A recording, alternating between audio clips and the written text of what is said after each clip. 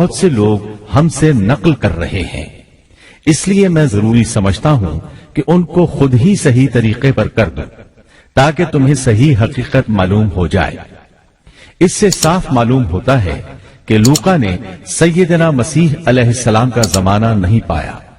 اس کے ساتھ عیسائی عالم یہ بھی بیان کرتے ہیں کہ لوقا کی انجیل مرقس کی انجیل کے بعد وجود میں آئی اور پطرس اور پولس کے مرنے کے بعد تصنیف کی گئی ہے۔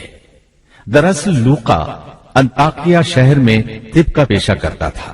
اس نے عیسیٰ علیہ السلام کو نہیں دیکھا اور عیسائیت کو سینٹ پال یعنی پولس سے سیکھا، اور سینٹ پال کے بارے میں یہ بات تحقیق کو پہنچ چکی ہے کہ وہ دراصل متعصب یہودی تھا، عیسائیت کا بدترین دشمن خیال کیا جاتا تھا۔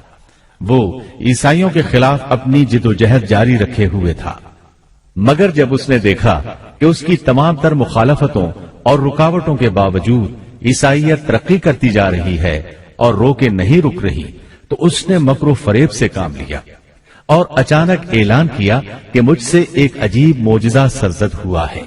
میں صحت کی حالت میں تھا کہ میں ایک دم زمین پر گرا جیسے کوئی کسی کو کشتی میں پچھاڑ دیتا ہے، اور اسی حالت میں مسیح علیہ السلام نے مجھے چھوا اور سخت الفاظ میں کہا کہ خبردار، آئندہ ہرگز میرے پیروکاروں کے خلاف کوئی قدم نہ اٹھانا۔ پس میں اسی وقت مسیح علیہ السلام پر ایمان لے آیا اور مسیح کے حکم سے مسیحی دنیا کی خدمت کے لیے مامور ہو گیا ہوں۔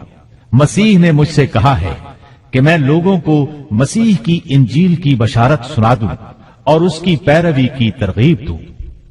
اس طرح اس نے آہستہ آہستہ کلیسا پر ایسا قبضہ کیا کہ دین عیسوی کی اصل صداقتوں کو مٹا کر اسے بدعتوں اور رسومات کا مجموعہ بنا ڈالا اور پوری مسیحیت کو بت پرستی میں تبدیل کر دیا۔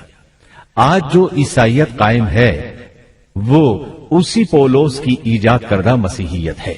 لہذا اس کے بعد کون دعویٰ کر سکتا ہے کہ اس کے شاگرد لوقا کی انجیل الہامی انجیل ہے؟ چوتھی انجیل یوحنا کی انجیل ہے۔ اس کے بارے میں عیسائیوں کا عام عقیدہ ہے کہ یہ سیدنا عیسیٰ علیہ السلام کے محبوب شاگرد یوحنا زبدی کی تالیف ہے۔ یوحنا عیسیٰ علیہ السلام کے 12 حواریوں میں سے ایک تھا۔ یوحنا کی انجیل کو ان کی انجیل کہا جاتا ہے، لیکن خود عیسائی عالموں کا یہ دعویٰ ہے کہ یوحنا کی انجیل خود یوحنا کی تصنیف کردہ نہیں ہے۔ یہ تھا ان انجیلوں کا تعارف۔ اس سے ان کی